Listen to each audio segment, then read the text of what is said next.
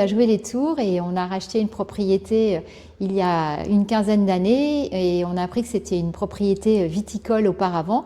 Et donc on a décidé de relancer la viticulture dans cette propriété pour lui redonner son passé viticole. Et c'est comme ça que l'aventure a commencé en 2019 au manoir de la Madré.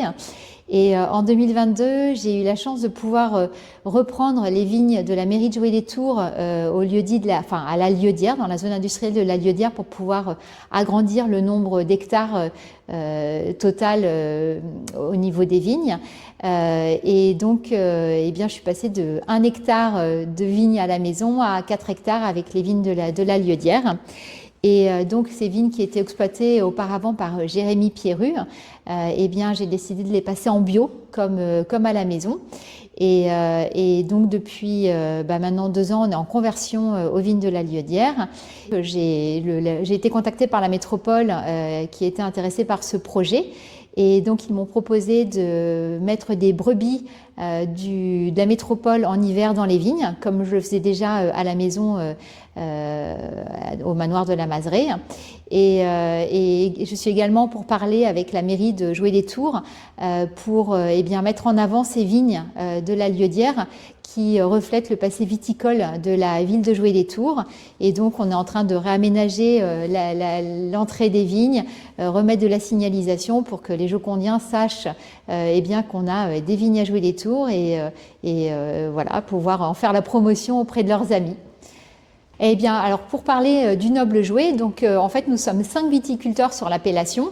3 d'entre eux sont installés à Èvre, il y en a un à Saint-Avertin et du coup je suis la seule sur Joué-les-Tours, sachant que c'était le berceau du Noble Jouet puisque Noble pour le cépage Pinot et Jouet parce que c'était fait à Joué-les-Tours.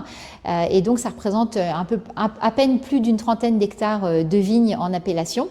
Et donc en fait ce cépage-là, cette appellation est une des plus vieilles de la vallée de la Loire, puisque c'est les moines bourguignons qui ont ramené les cépages Pinot au XIIe siècle. Et d'ailleurs, d'après les écrits, c'était le vin préféré de Louis XI, qui avait du Noble Jouet à sa table. Et en fait, le Noble Jouet, c'est un assemblage de 3 Pinots, Pinot Noir, Pinot Meunier et Pinot Gris.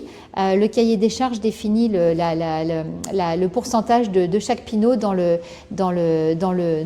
rosé, dans le vin gris, en fait, il n'y a que le vin gris qui fasse partie de l'appellation.